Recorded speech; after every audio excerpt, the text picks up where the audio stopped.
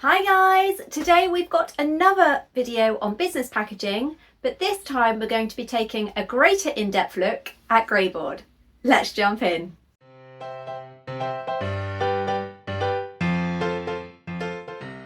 So unsurprisingly, I get all of my Greyboard from the amazing paper cuts because it comes in a variety of different thicknesses, and the best thing is they can even custom trim it to you for any size. Just pop them a message and they'll be able to supply you this wonderful Greyboard in a variety of different thicknesses in your preferred size. So last time when we spoke about this, I showed you how it was great for keeping cake toppers and cards and other paper items safe and protected during transit. Today we're going to be looking at items that are a little bit more fragile and how it can also be used to show off your items in their best light when customers open them. First up, I'm going to show you how I use this to package my t-shirts. When you first start selling apparel like t-shirts and hoodies, it can be a little bit difficult to know how to ship these. Obviously you can send them just folded up and popped into a bag, but this doesn't really give your customer the best presentation when it comes to opening them. One thing that I like to do is to use a piece of Greyboard to actually use inside my t-shirt for packaging it up, and the great thing about these is that they fit wonderfully with the Paper Cuts C4 cellophane bags to keep them nice and protected during transit. So we're going to start by opening up our t-shirt, and then we are going to pop the Greyboard just at the back in the middle. Then we are going to fold up one corner here, making sure that it is nice and flush with the edge of the Greyboard, and then fold down this sleeve just to the other corner. We're going to then repeat that step on the other side, again making sure that you extend this fold all the way to the bottom of the t-shirt. So then we're going to fold that part of the sleeve down as well. We're then very carefully going to slide out the Greyboard from the top, and we are going to flip it to go down so we can figure out how much this bit at the bottom needs to be tucked, so that a single fold up will mean that this t-shirt fits perfectly around the Greyboard. So it's just a case of bringing the bottom edge to the top and then bringing it to the front, and you can see we have a beautifully packaged t-shirt that is going to be safe in transit, and also it looks lovely when the customer opens it up because it shows off your design. As I mentioned earlier, Paper Cuts have got a great array of cellophane bags. The C4 ones are perfect for t-shirts, especially when you're using it with the A4 Greyboard, because you can just slide them in like so, seal them, and they are ready to go. These also work really well for craft fairs because it allows you to package up sizes already and different colorways so that you don't have to bring down your display items from your stand. Another great thing about this Greyboard is that you can make custom packaging boxes just using a single sheet, a scoreboard, a ruler. This one is my heavy duty metal 90-degree L shape, but you can use a regular one, and a standard craft knife. I also sell these ceramic baubles, and they are very fragile. If I was to send them in a normal box, even the smaller A5 ones just kind of rattle around, and the C6 is not quite big enough. So a little trick is to take a single sheet of A4 Greyboard, and then we are going to create a custom box with lid for this. Now these are actually 7 centimeters, so I want the box that it sits in to just be 8. That will give enough room for it to go back into its bubble wrap sleeve, and it should be nice and snug without too much excess space. So the first things first is we need to calculate how big the square is going to be for us to cut out. Now because I want the base to be 8 centimeters, we also need to figure out how much I want the sides. So I'm going to go for 2 centimeters. So I need to have 2 plus 8, which is 10. And then on the other side, that's going to be 12. So we're going to cut out a 12 centimeter square.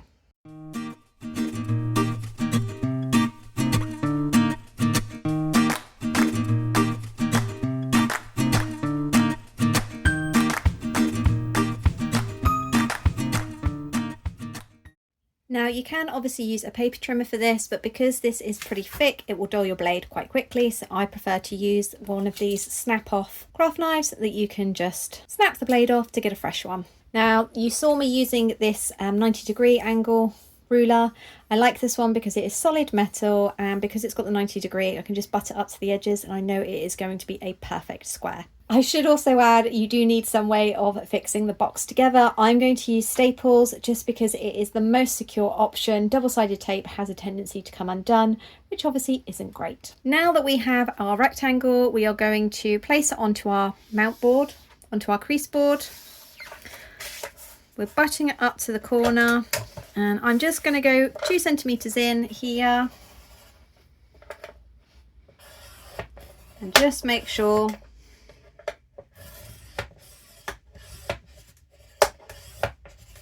that's a good crease. Now you can obviously go 10 that way and then flip, but I prefer to just work my way around because I like to be able to keep it nice and firmly in the corner. You just get a better crease. So we're going to repeat that until all the sides are finished. Now we need to cut some slits, and you can either use a craft knife or some scissors, whichever you would prefer. And we need to go from the bottom just up into there where that little square is, just on one side. The same there. And then we're going to flip it round so those cuts are now on the top, and do exactly the same at the bottom. These are going to just be where your little tabs are to fold everything and secure everything. So now that that's done, it is time to fold up.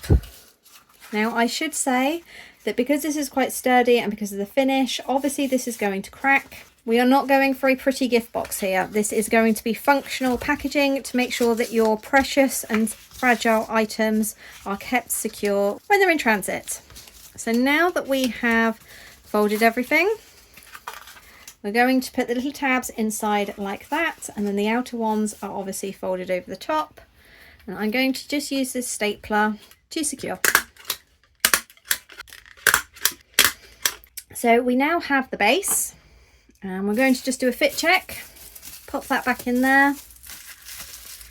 And as you can see, that fits in nice and snug, but we need a lid. So we're going to do almost exactly the same, but if we were to make this in 12 centimeters again, it wouldn't quite fit. So instead we're going to go for 12.5, which will give us enough to go around the edges of the box itself. So other than that, it is exactly the same method.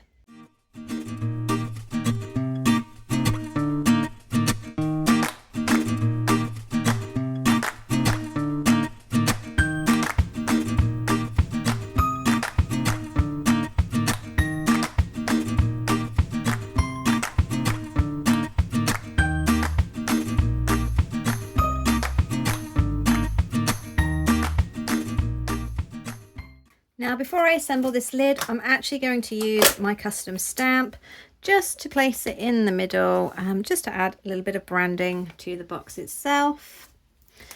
Greyboard takes ink quite well. So there we go, that's not too bad. You could obviously add a sticker if you would like as well, but remember, we are not trying to create a fancy gift box. If you wanted to cover some of this splitting, you can of course cover the entire thing in some specialist paper. This is just to protect it during shipping, so I'm not too fussed about what the creases and things like that look like. So exactly the same as before, we are going to use a stapler to secure it all in place.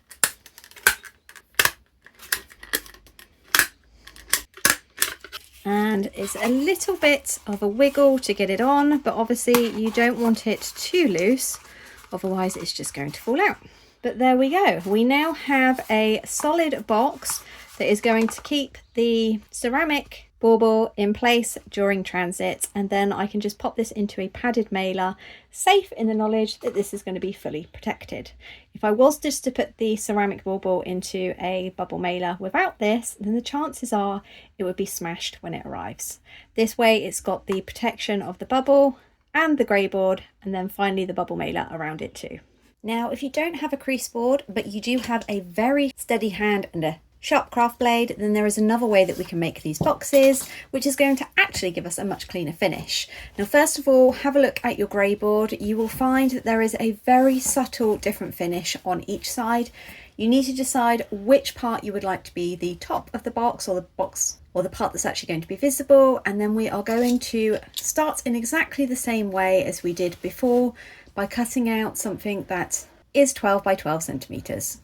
Now, the reason that I've said that you need a steady hand is because we are going to score this with a blade, which means we need to make sure that we cut deep enough to be able to fold, but not so deep that it perforates the bottom.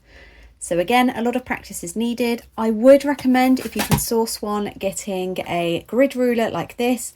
This is actually one of my quilting rulers from sewing, but you can see here it's got all the marks, and where it's clear, it's much easier to use when you're trying to cut exact lines like this. So just like before, we are going to go in 2 centimeters from the edge. So I am lining this grid up just here, and instead of pressing really firmly like we did before, we are going to be a little bit more gentler. So there we go.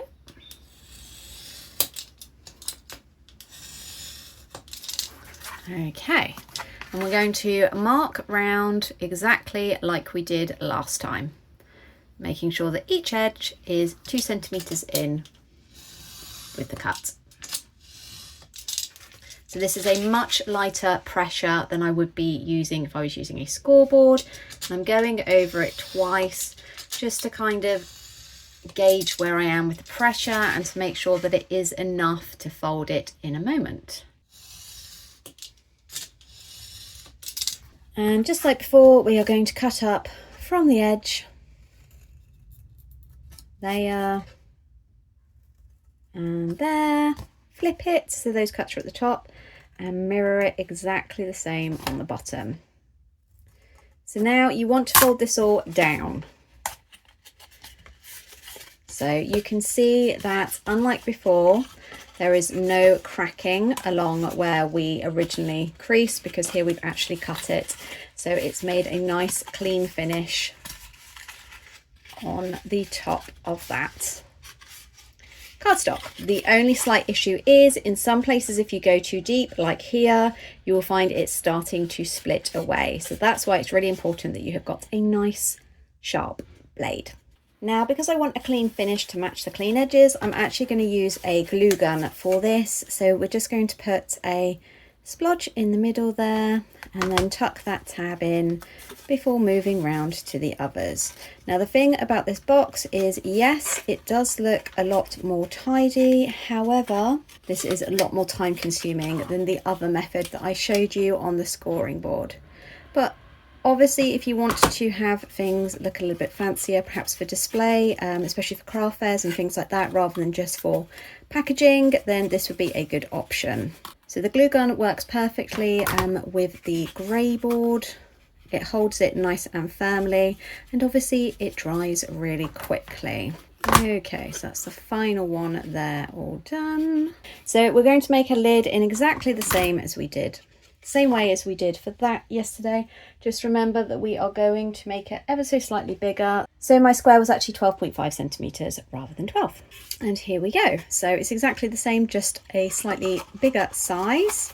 And as you can see, that fits in there nice and snugly. Perfect for any packaging where you just need something a bit fancier. You could add a sticker on top. Okay, so we could obviously add branding. And another great thing we can do for packaging, especially when we're using larger C4 boxes like this, is to actually make dividers that are custom made to go in. So if I wanted to have 2 separate items in here and minimize the risk of them obviously crossing over and slamming into each other during shipping, we could also theme this with different colored tissue paper just to really add to the unboxing experience. We could take a sheet of this A4 Greyboard, but remember, paper cuts can cut this to a custom size for you just by you contacting them. But today I'm going to show you how to do this on an A4. We need to start by measuring the inside of our box. So if I have a look here, it is just over 23. However, I know that I don't want it being too snug in there, otherwise it will warp while I'm trying to put in. This bows out a bit at the front, so I'm going to make this press 23.75 on the short way, and for the length I make that 32.5. So let's say take off half a centimetre to allow for foldage, and half of 32 is obviously 16.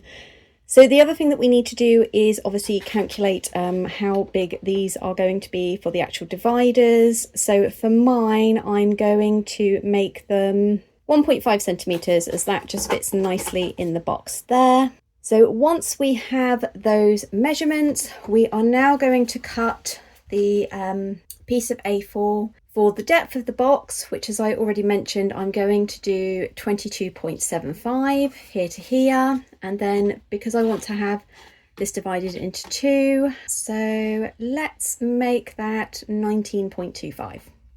So again, 23 on the long side, 19.25 on the slightly shorter side. And then I will show you how to form it all.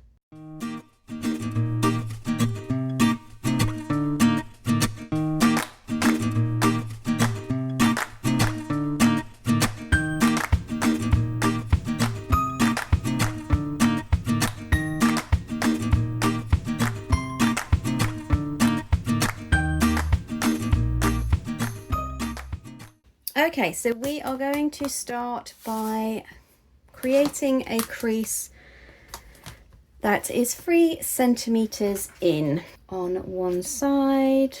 So remember, we don't want to cut all the way through. We are then going to flip this over, and this time we are going 1.5 centimeters in from the edge. And now for this one, we are going to fold it down, and then obviously for the next one, we're going to fold it the opposite way. So we're going to fold it up to meet this one here. This just gives us a nice sturdy finish, and now it's a case of popping it into the box.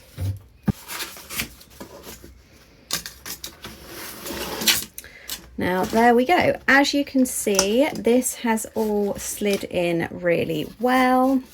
Now the good thing about these boxes is that the flap bit closes over the front. Obviously, if it was designed to tuck in, you would need to take that into account. Now you can obviously glue these in for a bit more stability, but I think they're absolutely fine like that. And we now have two very sturdy sections in our packaging boxes that we have made out of Greyboard. So this would also work really well if you wanted to put the actual item there. And if you're like me, I send a lot of things such as leaflets, flyers, thank you notes, so that could go on one side and the smaller items could go there.